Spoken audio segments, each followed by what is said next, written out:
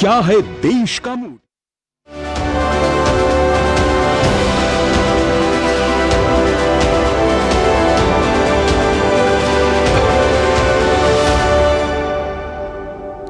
नमस्कार, अंतर्राष्ट्रीय खबरों के हमारे इस बुलेटिन में आपका स्वागत है। मैं हूं चंद्रशेखर जोशी। इस बुलेटिन में हम आपको रूबरू करवाते हैं दुनिया भर की हलचल से। तो आइए शुरुआत करते हैं और सबसे पहले देखते हैं अंतर्राष्ट्रीय सुर्खियां।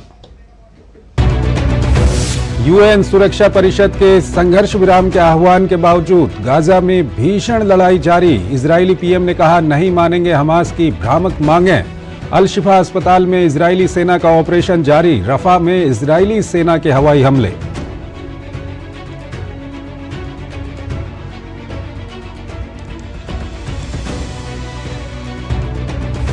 इजराइल हिजबुल्लाह लड़ाई तेज होने से इजराइल लेबनान सीमा पर भारी तनाव। Israeli air traffic control base पर हिजबुल्लाह ने दागे मिसाइल। जवाब में लेबनान के अंदर इजरायली हमले। हुथियों का लाल सागर और अदन की खाड़ी में जहाजों पर हमले का दावा।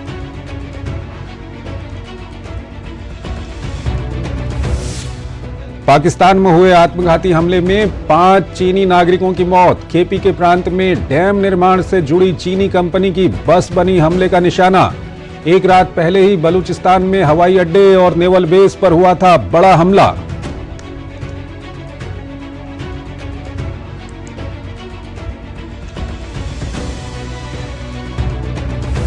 विकीलीक्स के संस्थापक जूलियन असांजे को ब्रिटेन की हाईकोर्ट से मिली राहत। अदालत ने असांजे को अमेरिका प्रत्यर्पित करने के खिलाफ अपील का दिया अधिकार। 2019 से ब्रिटिश जेल में बंद असांजे पर अमेरिका में हैं जासूसी के मुकदमे। अमेरिका के बाल्टीमोर में पुल टूटने से 6 लोग लापता। युद्ध स्तर पर राहत और बचाव अभियान जारी। अब तक 2 लोगों को सुरक्षित निकाला गया। मालवाहक समुद्री जहाज की टक्कर से हुआ हादसा। व्हाइट हाउस की स्थिति पर बारीकी से नजर।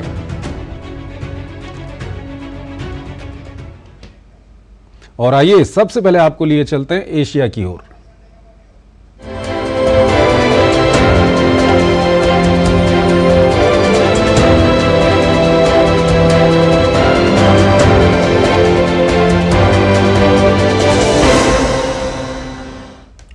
इजरायली सेना का अभियान गाजा में लगातार जारी है। आईडीएफ ने मध्य गाजा में देर अल बलाह में हमास चौकी को निशाना बनाते हुए एक वीडियो जारी किया है। यह हमला राहत सामग्री वितरण वाले क्षेत्र के करीब किया गया है। यह हमला अशदोद की ओर दागी मिसाइल के बाद किया गया। इस बीच इजराइल ने पूर्वोत्तर लेबनानी शहर रास बाबेल और हरमेल को भी निशाना बनाया है। यह हमला हिजबुल्लाह द्वारा इजराइल की ओर से की गई गोलीबारी के जवाब में किया गया है। वहीं हिजबुल्लाह ने भी गोलान हाइट में इजराइल के सैन्य अड्डे को निशाना बनाने का दावा किया है। वहीं गाजा में राहत सामग्री पहुंचाने का प्रयास जारी है। ब्रिटेन की रॉयल एयरफोर्स ने पहली बार गाजा में 10 टन से अधिक खाद्य आपूर्ति की। संयुक्त राष्ट्र फलस्तीनी शरणार्थी एजेंसी का कहना है कि उसके पास मई के अंत तक अभियान चलाने के लिए धन है। संयुक्त राष्ट्र मानवीय कार्यालय ने इजराइल से संयुक्त राष्ट्र फलस्तीनी शरणार्थी एजेंसी पर उत्तरी गाजा में भोजन वितरण पर लगे प्रतिबंध पूरी तरह हटाने का आह्वान किया है। UNRWA के प्रमुख ने बुधवार को बताया था कि इजराइल ने उत्तरी गाजा में उसके खाद्य काफिले को मंजूरी नहीं दी है। संयुक्त राष्ट्र की एक रिपोर्ट में उत्तरी गाजा में मई तक अकाल की आशंका जताई गई है। इस बीच कतर के विदेश मंत्रालय ने कहा है कि संयुक्त राष्ट्र सुरक्षा परिषद के तुरंत संघर्ष विराम के प्रस्ताव का दोहा में चल रही वार्ता पर कोई असर नहीं पड़ेगा। प्रस्ताव में इजराइल और हमास के बीच तत्काल युद्ध विराम के साथ साथ बंधकों की रिहाई की मांग की गई है।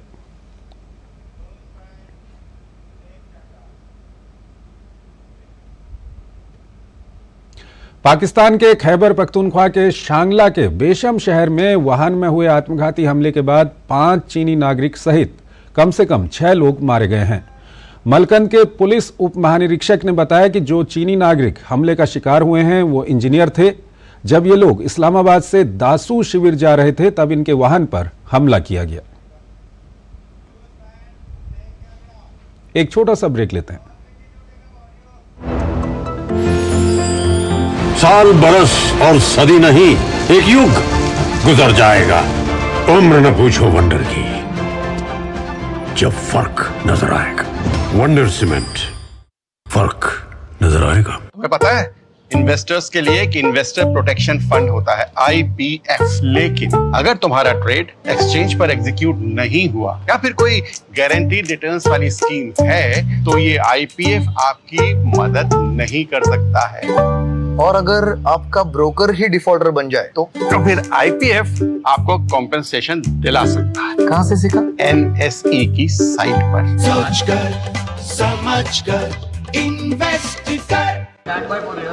यारो, शादी तो मैं प्रीति से ही करूंगा। कॉलेज टॉप करके अच्छी सी नौकरी लूंगा, झट से प्रीति को प्रपोज कर दूंगा और फैमिली हॉलिडे स्पेन में।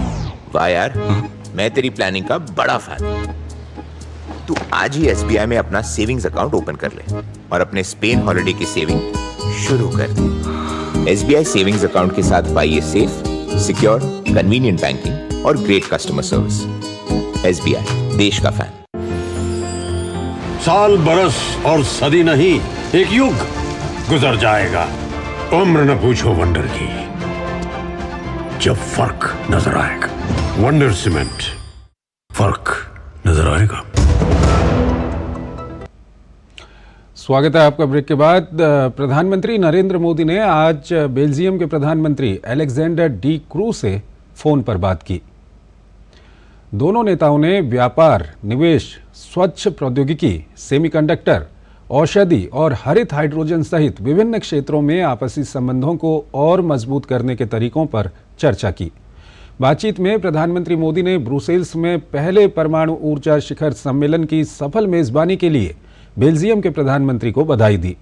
दोनों नेताओं ने बेल्जियम की अध्यक्षता में यूरोपीय संघ परिषद के तहत भारत यूरोपीय संघ रणनीतिक साझेदारी को और अधिक मजबूत करने की प्रतिबद्धता व्यक्त की। उन्होंने क्षेत्रीय और वैश्विक विकास पर विचारों का आदान प्रदान किया। दोनों नेता पश्चिम एशिया क्षेत्र और रूस यूक्रेन संघर्ष समाप्त करने के लिए सहयोग बढ़ाने की आवश्यकता पर सहमत हुए। भारतीय विदेश मंत्री डॉक्टर एस जयशंकर फिलीपीन के दौरे पर हैं। उन्होंने मनीला में फिलीपीन के विदेश सचिव एनरिक मनालो के साथ द्विपक्षीय वार्ता के बाद संयुक्त रूप से एक संवाददाता सम्मेलन को संबोधित किया। इस अवसर पर विदेश मंत्री डॉक्टर एस जयशंकर ने कहा कि हम न केवल महत्वपूर्ण समुद्री राष्ट्र हैं, बल्कि हम इंडो पैसिफिक के दो छोर पर हैं। उन्होंने कहा कि ये भी एक तथ्य है कि हम दो राष्ट्र हैं जो वैश्विक शिपिंग के लिए एक असाधारण प्रतिबद्धता रखते हैं। समुद्री सुरक्षा पर जोर देते हुए डॉक्टर एस जयशंकर ने कहा कि जैसे जैसे हमारा रिश्ता बढ़ रहा है, रक्षा और सुरक्षा को देखना स्वाभाविक है। यह भी उतना ही महत्वपूर्ण है कि हम सहयोग के अन्य पहलुओं को देखें। जापान अब दूसरे देशों को लड़ाकू विमान बेचेगा। मंगलवार को देश की केंद्रीय कैबिनेट ने इस प्रस्ताव को पारित कर दिया। एक साल पहले ही जापान ने ब्रिटेन और इटली के साथ मिलकर लड़ाकू विमान बनाने का समझौता किया था, लेकिन दूसरे विश्व युद्ध में विनाश झेलने वाले देश में सेना और हथियार एक विवादित विषय रहा है, इसलिए इस फैसले पर संशय बना हुआ था। जापान की सरकार में शामिल बौद्ध विचारधारा वाली कोमाइतो पार्टी इसका विरोध कर रही थी। मंगलवार को जो प्रस्ताव पारित हुआ है उसके तहत सिर्फ नए लड़ाकू विमानों के निर्यात की इजाजत दी गई है। सरकार ने कहा है कि अन्य घातक हथियार बनाने या बेचने से जापान की दूरी बनी रहेगी। जिन लड़ाकू विमानों के निर्यात की बात हो रही है वो 2035 तक बनकर तैयार होंगे। जापान में बहुत लंबे समय तक हथियारों के निर्यात पर पाबंदी रही है। देश के संविधान में ही युद्ध विरोध का सिद्धांत है और इसके तहत किसी भी तरह के युद्ध से दूरी का नियम है, लेकिन पिछले कुछ सालों में देश की नीतियों में बड़े बदलाव किए गए हैं। और आइए अब आपको दिखाते हैं अमेरिकाना।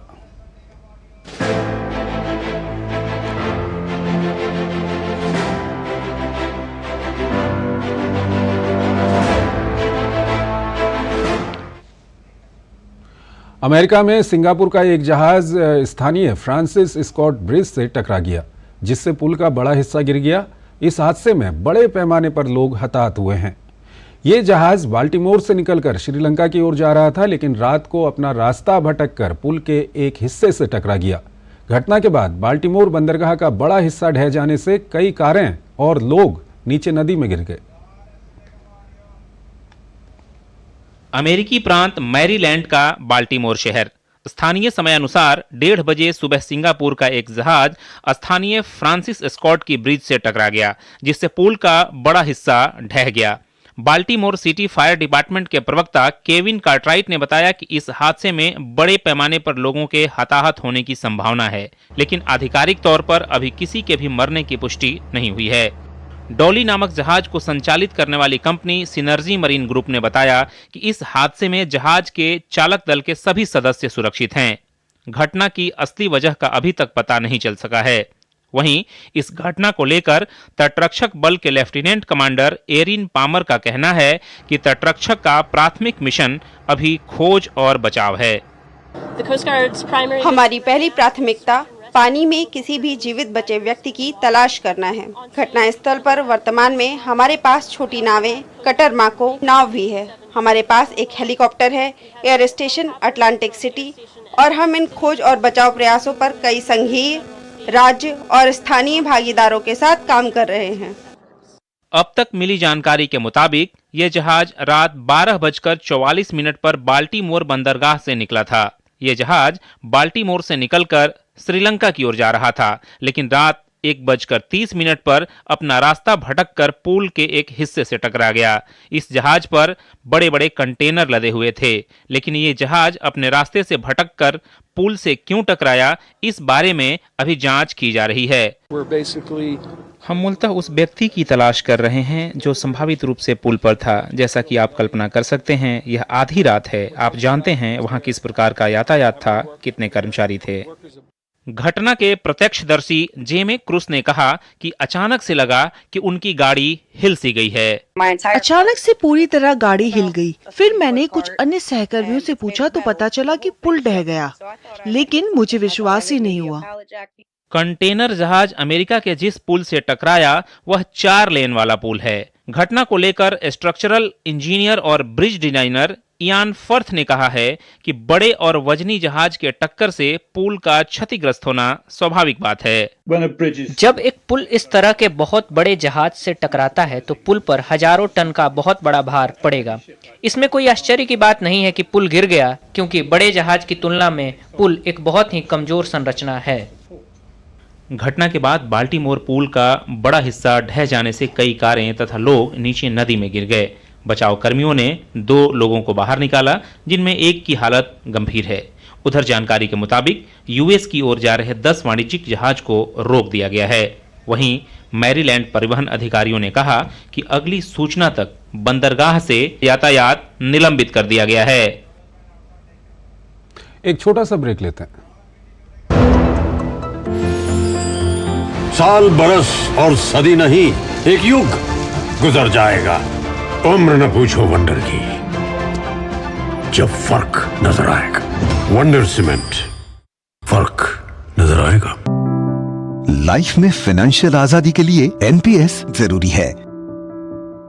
रिटायरमेंट में फाइनेंशियल आजादी रहे जारी, एनपीएस से आज ही करे तैयारी। एनपीएस जरूरी है। साल, बरस और सदी नहीं, एक युग गुजर जाएगा। उम्र न पूछो वंडर की, जब फर्क नजर आएगा। वंडर सीमेंट, फर्क नजर आएगा। Delivery boy has picked your order. अरे भाई, पता है भूख लगी है। 30 मिनट का मैसेज नोटिफिकेशन आया था ना। मैसेज के सारे थोड़ी बैठ सकते हैं। कल आपने कुछ शेयर्स बेचे थे ना? हाँ, तो चेक किया? मैसेज आया तो था। सिर्फ मैसेज काफी नहीं है। आप शेयर मार्केट में कोई भी ट्रांजैक्शन करते हैं ना, तो स्टॉक एक्सचेंज से आए एसएमएस या ईमेल को अपने डीमैट अकाउंट और बैंक स्टेटमेंट के साथ भी टैली कीजिए। बेटा, भूख में ना दिमाग बंद हो जाता है।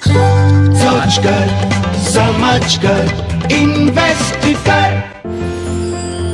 साल, बरस और सदी नहीं, एक युग गुजर जाएगा। उम्र न पूछो वंडर की, जब फर्क नजर आएगा। वंडर सीमेंट, फर्क नजर आएगा। स्वागत है आपका ब्रेक के बाद, और आइए अब आपको लिए चलते हैं यूरोप की ओर।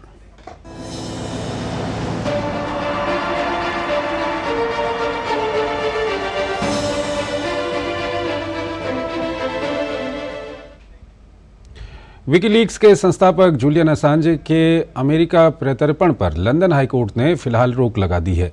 विकीलीक्स के संस्थापक असांज पर गोपनीय अमेरिकी सैन्य रिकॉर्ड और राजनयिक केबलों को लीक करने का आरोप है, जबकि असांज के वकीलों का तर्क है कि ये मामला राज्य प्रतिशोध का है। विकीलीक्स के संस्थापक जूलियन असांजे को लंदन हाई कोर्ट से अस्थायी राहत मिल गई है। उनके अमेरिका प्रत्यर्पण पर फिलहाल रोक लगा दी गई है। कोर्ट ने कहा है कि अमेरिका को यह आश्वासन देना चाहिए कि उन्हें मृत्यु दंड का सामना नहीं करना पड़ेगा। अदालत ने अमेरिका को जवाब देने के लिए अपने फैसले को 3 हफ्तों के लिए टाल दिया है। विकीलीक्स के संस्थापक असांजे पर गोपनीय अमेरिकी सैन्य रिकॉर्ड और राजनयिक केबलों को लीक करने का आरोप है, जबकि असांजे के वकील का तर्क है कि यह मामला राज्य प्रतिशोध का है। कोर्ट ने कहा है कि अगर अमेरिका आश्वासन देने में विफल रहता है तब भी असांजे 3 आधार पर अपील कर सकते हैं। कोर्ट ने कहा है कि अगर आश्वासन नहीं मिलता है तो बिना अगली सुनवाई के असांजे को अपील करने की अनुमति मिल जाएगी। हालांकि अदालत ने उन दलीलों को खारिज कर दिया है जिसमें कहा गया है कि राजनयिक विचारों के कारण उन पर मुकदमा चलाया गया है। 5 साल बाद अमेरिका से कहा जा रहा है कि इन घातक खामियों को दूर करने के लिए राजनयिक आश्वासन प्रदान करें, जिससे पता चलता है कि यह अनुरोध कितना समस्याग्रस्त है। 2010 से 2011 में सैकड़ों हजारों लीक्स हुए वर्गीकृत दस्तावेजों को प्रकाशित करने के लिए उन्हें अमेरिका में जासूसी के आरोप का सामना करना पड़ रहा है। फरवरी में हुई सुनवाई के दौरान असांजे की कानूनी टीम ने कोर्ट में तर्क दिया था कि असांजे को सरकारी स्तर पर अपराधों को उजागर करने के लिए निशाना बनाया जा रहा है और उनकी सजा राजनीति से प्रेरित है। हालांकि अमेरिकी वकीलों ने यह कहते हुए इसे खारिज कर दिया है कि विकीलीक्स की हरकतें जीवन को खतरे में डालती हैं। असांजे के वकीलों का कहना है कि अगर उन्हें दोषी ठहराया जाता है तो 175 साल की जेल हो सकती है। हालांकि अमेरिका की सरकार पहले कह चुकी है कि 4 से 6 साल के बीच की सजा की संभावना अधिक है। फरवरी में स्वास्थ्य समस्या के चलते सुनवाई के दौरान असांजे कोर्ट में हाजिर नहीं हुए थे। असांजे की पत्नी ने मंगलवार के फैसले पर आश्चर्य प्रकट किया है। सच कहूं तो मैं इस फैसले से थोड़ा चकित हूं। अदालतों ने सही ढंग से पहचाना है कि जूलियन को मौत की सजा दी गई है और उनकी अभिव्यक्ति की स्वतंत्रता और प्रेस स्वतंत्र के मुद्दे इसके मूल में हैं, जो उनके प्रत्यर्पण में प्रमुख बाधाएं हैं। 2021 में उच्च न्यायालय ने खराब मानसिक स्वास्थ्य के आधार को खारिज करते हुए उन्हें प्रत्यर्पित किए जाने का फैसला सुनाया था। सुप्रीम कोर्ट ने अपने फैसले को बरकरार रखा है। तत्कालीन गृह मंत्री प्रीति पटेल ने 2022 में प्रत्यर्पण आदेश की पुष्टि की थी। असांजे के वकील 2022 में इस मामले को यूरोपीय मानव अधिकार न्यायालय में ले गए, लेकिन इसे बिना सुनवाई के खारिज कर दिया गया। ऑस्ट्रेलिया की संसद ने ब्रिटेन और अमेरिका से असांजे को रिहा करने के लिए एक प्रस्ताव पारित किया है। हालांकि इसका किसी भी सरकार पर कोई कानूनी असर नहीं होगा। साइबर हमले और साइबर सुरक्षा को लेकर चीन और अमेरिका ब्रिटेन आमने सामने आ गए हैं। दरअसल ब्रिटेन और अमेरिका द्वारा साइबर हमले के आरोप में कुछ चीनी कंपनियों पर प्रतिबंध लगाए गए हैं। इस पर चीन ने अमेरिका और ब्रिटेन से साइबर सुरक्षा के मुद्दे का राजनीतिकरण करने से बचने का अनुरोध किया है। चीन ने अपनी कंपनियों पर लगाई गई पाबंदी का कड़ा विरोध किया। ब्रिटेन और अमेरिका द्वारा साइबर हमले के आरोप में कुछ चीनी कंपनियों पर लगाए गए प्रतिबंध पर चीन ने कड़ी प्रतिक्रिया दी है। चीन ने कहा है कि ब्रिटेन द्वारा उपलब्ध कराए गए साक्ष्य अपर्याप्त हैं और उसमें व्यावसायिकता की कमी को साफ देखा जा सकता है। चीन ने अमेरिका और ब्रिटेन से साइबर सुरक्षा के मुद्दे का राजनीतिकरण करने से बचने का अनुरोध किया है।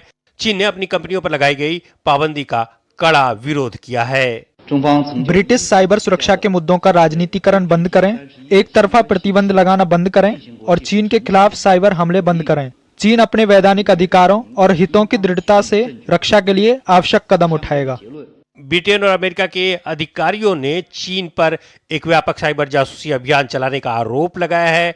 अभियान में ब्रिटेन के चुनाव आयोग और कुछ सांसदों के डेटा में नकब लगाने की कोशिश की गई है। ब्रिटेन के उप प्रधानमंत्री ओलिवर डाउडेन ने कहा है कि साइबर हमलावरों ने बीजिंग के आलोचक सांसदों के विवरण के साथ साथ संभावित 40 मिलियन मतदाताओं के डेटा तक पहुंचने का प्रयास किया है। ब्रिटेन ने जिन 2 चीनी नागरिकों झाओ गुजुआंग और नी गाओबिन और एक कंपनी हुआन जियाओरुजी science and technology company limited पर प्रतिबंध लगाया है, उन पर चीन की सरकारी साइबर जासूसी समूह advance persistent threat group 31 APT31 के लिए काम करने का आरोप लगाया है। इस प्रतिबंध का मतलब है कि कंपनी की संपत्तियों को जब्त कर लिया जाएगा। कंपनी से जुड़े चीनी नागरिकों को ब्रिटेन में प्रवेश की इजाजत नहीं होगी। ब्रिटेन दुर्भावनापूर्ण साइबर गतिविधि को बर्दाश्त नहीं करेगा। सरकारी संस्थाओं और सांसदों को निशाना बनाने वाली दुर्भावनापूर्ण साइबर गतिविधि में शामिल चीन की सरकार से संबद्ध APT 31 समूह से जुड़े 2 व्यक्तियों और 1 इकाई पर प्रतिबंध लगा दिया गया है। अमेरिका ने न्यूयॉर्क में कंप्यूटर की सेधमारी और वायर धोखाधड़ी की साजिश के लिए जिन 7 लोगों को संदिग्ध माना है, उनमें ब्रिटेन द्वारा प्रतिबंधित किए गए ये 2 लोग भी शामिल हैं। न्यूजीलैंड भी चीन पर 2021 में अपने संसदीय नेटवर्क को निशाना बनाने का आरोप लगा चुका है। न्यूजीलैंड ने इस हैकिंग के पीछे चीनी राज्य प्रायोजित समूह APT 14 का हाथ बताया था। हालांकि न्यूजीलैंड ने समूह पर प्रतिबंध लगाने से ये कहते हुए मना कर दिया था कि ये सरकार के विधायी एजेंडा का हिस्सा नहीं है। अगस्त 2021 और अक्टूबर 2022 के बीच UK चुनाव आयोग पर साइबर हमला ब्रिटिश इतिहास में बड़ी सेधमारी थी। हाल के वर्षों में बीजिंग और वाशिंगटन के बीच साइबर जासूसी को लेकर तनाव काफी बढ़ गया है। पश्चिमी खुफिया एजेंसी कथित चीनी राज्य समर्थित हैकिंग गतिविधियों के बारे में तेजी से मुखर हो रही हैं, जबकि चीन ने अमेरिकी राष्ट्रीय सुरक्षा एजेंसी सहित पश्चिमी संस्थाओं पर हुआवेई टेक्नोलॉजी जैसी चीनी कंपनियों के खिलाफ हैकिंग ऑपरेशन का भी आरोप लगाया है। एक और छोटा सा ब्रेक। साल, बरस और सदी नहीं, एक युग गुजर जाएगा। उम्र न पूछो वंडर की, जब फर्क नजर आएगा। वंडर सीमेंट, फर्क नजर आएगा। एक स्टार्टअप सॉलिड था, प्लान था कड़क, करना था समथिंग ग्रेट, पर शुरू से प्रॉब्लम्स ले घेरा यूं कि बिजनेस हुआ अपना लंबेट।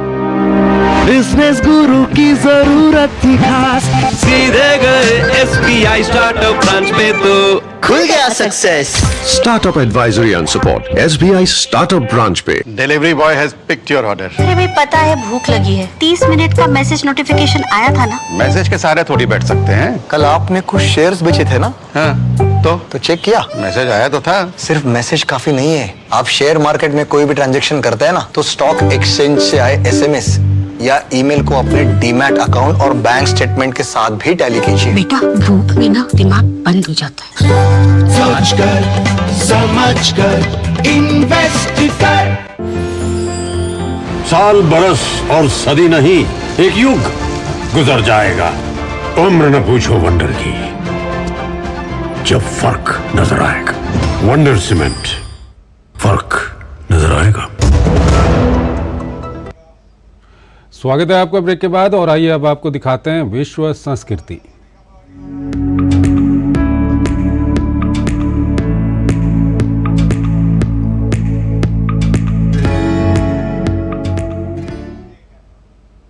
हांगकांग का नया सुरक्षा कानून शनिवार से लागू होगा, लेकिन कुछ कला समीक्षक देश के नए सुरक्षा कानून को रचनात्मकता और सृजनता की राह में रोड़ा मान रहे हैं। कला से जुड़ी दूसरे अन्य संस्थानों ने भी नए सुरक्षा कानून के संभावित परिणाम को लेकर चिंता व्यक्त की है। आलोचकों द्वारा ऐसी आशंका जताई जा रही है कि ये कानून चीन शासित शहर में स्वतंत्रता को खत्म कर सकता है। हांगकांग खुद को क्षेत्रीय सांस्कृतिक केंद्र के रूप में स्थापित करने के लिए कला की अपनी विरासत को पुनर्जीवित करने की कोशिश कर रहा है, लेकिन कुछ कला समीक्षक देश के नए सुरक्षा कानून को रचनात्मकता और सृजनता की राह में रोड़ा मानते हैं। ये कानून अंतर्राष्ट्रीय आलोचना के बावजूद शनिवार को लागू हो गया। आलोचकों द्वारा ऐसी आशंका जताई जा रही है कि ये कानून चीन शासित शहर में स्वतंत्रता को खत्म कर सकता है और अंतर्राष्ट्रीय वित्तीय केंद्र की साख को भी नुकसान पहुंचा सकता है। हांगकांग के नेता जॉन ली ने हांगकांग अंतर्राष्ट्रीय सांस्कृतिक शिखर सम्मेलन का उद्घाटन किया। उन्होंने कहा कि सरकार फिल्म कोष स्थापित करने सहित विभिन्न कला पहलों में 550 मिलियन अमेरिकी डॉलर का निवेश करने की योजना बना रही है। हालांकि कुछ कला समीक्षक अभिव्यक्ति की स्वतंत्रता को लेकर चिंतित दिखाई दे रहे हैं। खासतौर से कुछ प्रकाशकों और पत्रकारों की गिरफ्तारी और लोकतंत्र समर्थकों के खिलाफ की गई कार्रवाई के बाद यह आशंका और बढ़ गई है। कानून व्यवस्था को बनाए रखने के लिए चीन समर्थित प्रशासन ने अपनी कार्रवाई को जायज ठहराया है। कार्यकर्ताओं, प्रकाशकों और पत्रकारों को देशद्रोह के आरोप में जेल में ठूस दिया गया है। सार्वजनिक पुस्तकालयों से किताबें हटा दी गई थी और थिएटरों और नृत्य समूहों को प्रदर्शन करने से रोक दिया गया था। हांगकांग सरकार नए सुरक्षा कानून को कानूनी खामियों को दूर करने के लिए जरूरी बताती है। राजद्रोह के लिए जेल की सजा 2 साल से बढ़ाकर 10 साल कर दी गई है। यह एक कला बाजार है जो एक निश्चित सीमा तक अभिव्यक्ति को रोकने के लिए सरकार के साथ मिलीभगत करता है। मैं इसके पतन के बारे में विशेष रूप से चिंतित नहीं हूँ, लेकिन यह एक बहुत अधिक सीमित, अधिक रूढ़िवादी बाजार बन गया है जो जरूरी नहीं कि कला में होने वाले सभी रोमांचक मुद्दों से जुड़ा हो। हांगकांग में कला से जुड़ी दूसरी संस्थाओं के लोगों ने भी नए सुरक्षा कानून के संभावित परिणामों को लेकर चिंता व्यक्त की है। आप जानते हैं, हम ऐसे समय में रह रहे हैं जो न केवल यहाँ बल्कि पूरी दुनिया में विवादास्पद है और कला में सांस्कृतिक अभिव्यक्ति के समर्थकों के रूप में यह कुछ ऐसा नहीं है जिसे हम देखना चाहते हैं। हांगकांग में कला से जुड़े आयोजनों में से प्रतिष्ठित क्षेत्रीय कला मेला आर्ट बेसल हांगकांग है। सरकार का दावा है कि शहर की अर्थव्यवस्था को पुनर्जीवित करने के लिए व्यापक प्रयासों के हिस्से के रूप में $1.9 मिलियन खर्च किए गए हैं। हांगकांग में आर्ट बेसल को सबसे बड़े अंतर्राष्ट्रीय आर्ट मेले में शुमार किया जाता है। आर्ट बेसल में एशिया और उससे परे की प्रमुख दीर्घाएं शामिल हैं। ये स्थापित और उभरते कलाकारों के आधुनिक और समकालीन कार्यों के माध्यम से एशिया प्रशांत की आश्चर्यजनक विविधता का गहन अवलोकन प्रदान करती है। इस साल इसका व्यापक पैमाने पर आयोजन किया जा रहा है। तो अंतर्राष्ट्रीय खबरों के हमारे इस बुलेटिन में आज फिलहाल इतना ही। आप हमारी पूरी टीम को इजाज़त दीजिए। नमस्कार।